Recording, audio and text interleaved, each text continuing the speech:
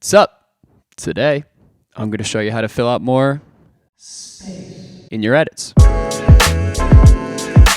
Oh yeah, I almost forgot. So this edit is exclusively on my Patreon. I'm moving a lot of my stuff over to Patreon, like I said in my last video. So if you guys are interested in getting your hands on some very exclusive edits that other people don't have access to and I can't put on other record pools, all of those are getting put on Patreon.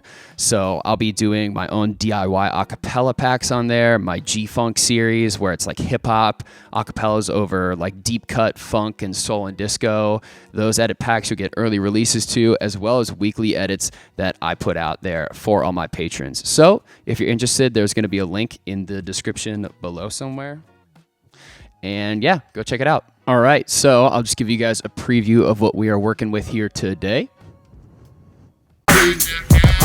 I'm going back to Cali. I'm going back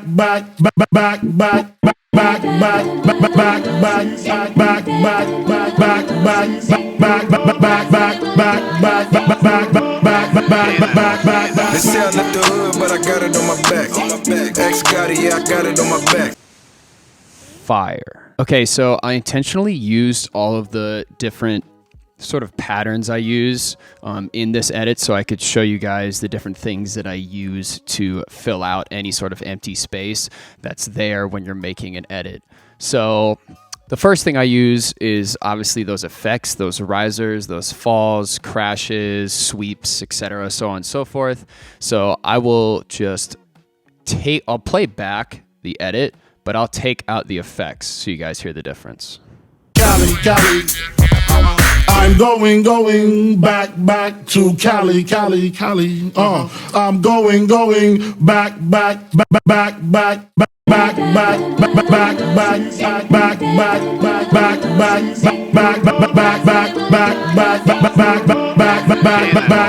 They say I left the hood, but I got it on my back. Not bad, but there definitely is some kind of awkward silence there. So that's why I have this rise fall going on.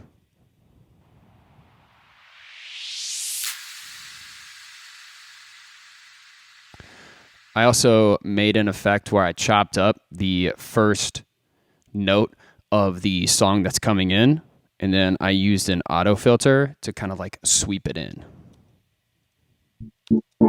And then I have a tambourine transition here.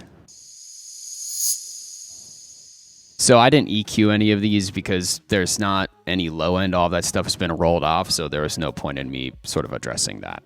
If you guys are looking for different effects, things like that, I recommend going back to Splice. I always go back there if I'm looking for something new to mix things up, add a different effect, find something new. That's where I always go. So go check out Splice if you're looking for something like that. The other thing I use is reverb. I use a reverb a lot to fill out some dead space here. So I'll just play this effect without reverb and then with reverb. And then this is with. Carries the sound almost a whole extra bar, which is crucial for those transitions. So I have Reverb Sends. So in the send here, I used Valhalla. So I usually use this reverb, but you can get a very similar effect with the standard reverb in Ableton. Just make sure that when you drop your reverb in here, so if you go to audio effects, reverb, just make sure the quality is on high because you want the highest quality. You don't want to use, it starts with echo when you drop it in. Just make sure you have the quality on high so your reverb sounds as good as it possibly can. The next thing I use to fill out space is panning. I use panning a lot when I'm doing like vocal chops and things like that, just so the sound bounces from left to right, kind of mixes up what you're hearing. The panning slider is actually located next to the volume here. So where it says C, that stands for center. That is your actual panning slider. So that's how you will either pan things to the left, the right, or push it more towards the middle, if that's what you're looking to do. I didn't do any panning on these sections here. A good thing to remember too, like a principle, kind of like a heuristic, a rule of thumb, is that if you're dealing with like sub bass, things with a lot of low end, you don't want to be panning that. You want that to be in the middle at all times. So I feel comfortable panning a vocal because those always operate above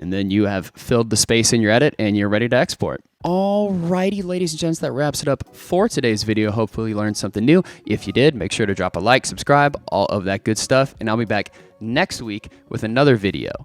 I'm not going to say what the video is exactly because I don't know what the video is going to be on yet, but there will be another video next Wednesday. I'm going snowboarding this week, so I'll be kind of MIA for a majority of this week. So I just want to make sure that I got this video out to you guys on time, but I will have a new video next Wednesday. So be on the lookout for that. Tell someone you love them, all of that good stuff, and I'll be back soon.